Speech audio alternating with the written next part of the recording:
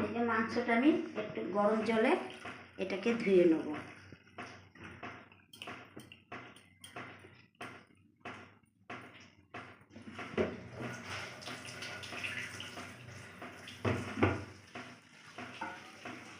এটা একটু ধুয়ে দিলে না গন্ধটা চলে যায়।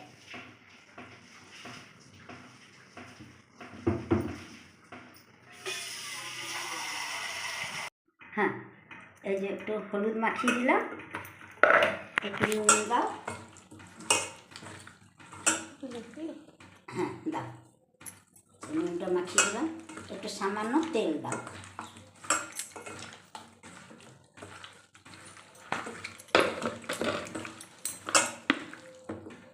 হালকা করে একটু তেল দাও। হ্যাঁ, এটা হয়ে গেল। এটা 5 মিনিটের মধ্যে এটা একটু নরম হয়ে যাবে। এটা 5 মিনিট মতন ভিজুক। ম্যারিনেট করে দিলাম এটাকে, হয়ে গেল। হ্যাঁ হ্যাঁ, দেরি হচ্ছে। কড়াই বসিয়ে দিলাম।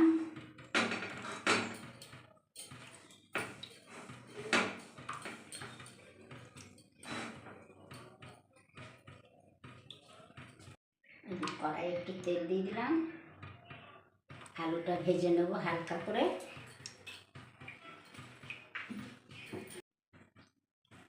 এই যে আলুতে একটু নুন দিয়ে দিলাম,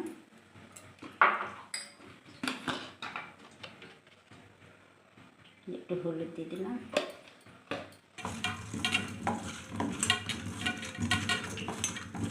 এটা মাখিয়ে দিলে না খুব সুন্দর আলুটা ভেতরে ঢুকে যায়, টেস্ট লাগে খেতে। এটা আমার মাখানো হয়ে গেল। এই যে তেলটা আমার গরম হয়ে গেছে, আলুটা ছেড়ে দিয়ে আলুতে এই যে হালকা ভাজা হয়ে যাবে।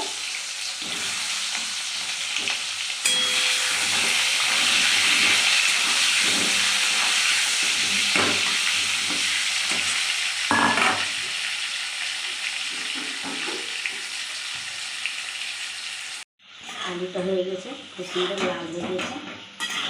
এটা নামিয়ে দেবো। একবারে পুরো লাল হয়ে গেছে আলুটা, নামিয়ে নেব। এই যে একটু জিরে দিয়ে দিলাম,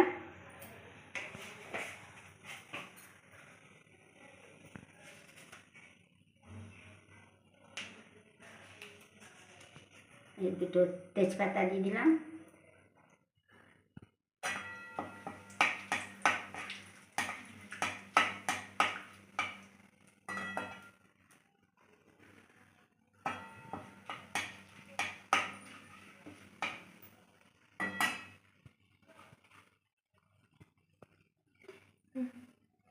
এই যে পেঁয়াজটা দিয়ে দিলাম।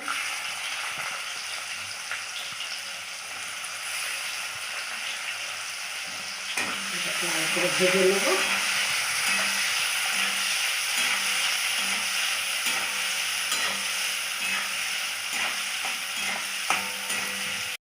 এই যে 4টে গোটা রসুন দিয়ে দিলাম, খেতে ভালো লাগে গোটা রসুন দিলে।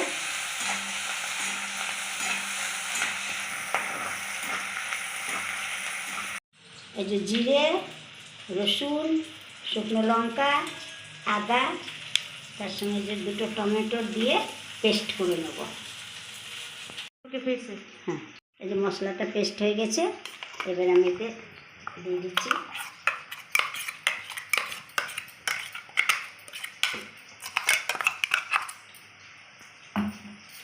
ভালো করে মেখে নেব, মেখে নিয়ে কড়াইয়ে দিয়ে দেবো।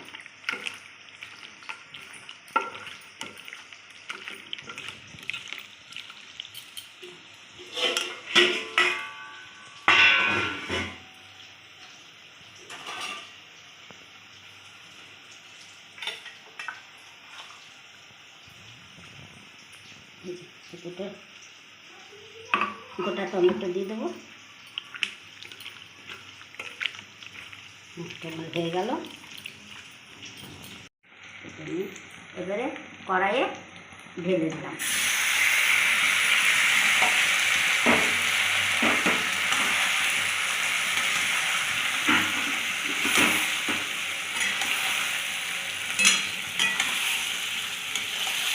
সুন্দর করে খুব সুন্দর করে লাল করে ভেজে দেবো। ভেজে দিয়ে হয়ে যাবে, তখন জল দিয়ে দেবো। এটা লাল করে ভেজে দেবো। একটু লবণ দিয়ে দিচ্ছি।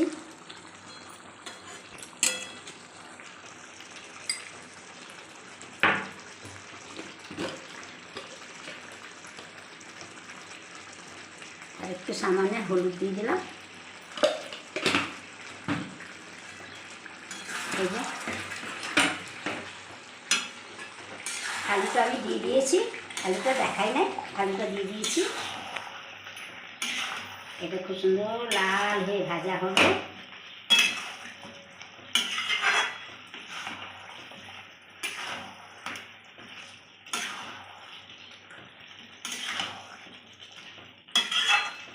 এই যে আমার এটা ভাজা হয়ে গেছে। এবারে আমি জল দিয়ে দেবো। এই যে তেল বেরিয়ে গেছে, এরকম কত তেল বেরিয়ে গেছে। এবারে জল দিয়ে দেবো।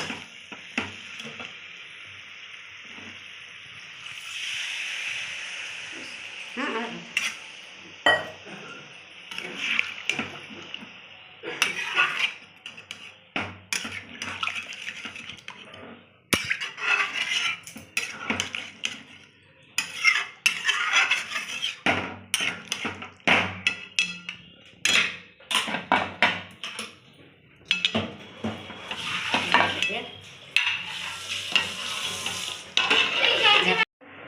আমার মাংসটা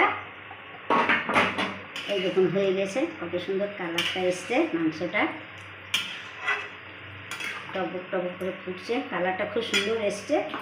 আমি একটু ধনে পাতা একটু ছড়িয়ে দিলাম।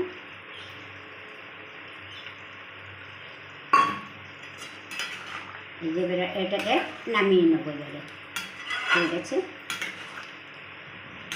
এটাকে নামিয়ে নেবো।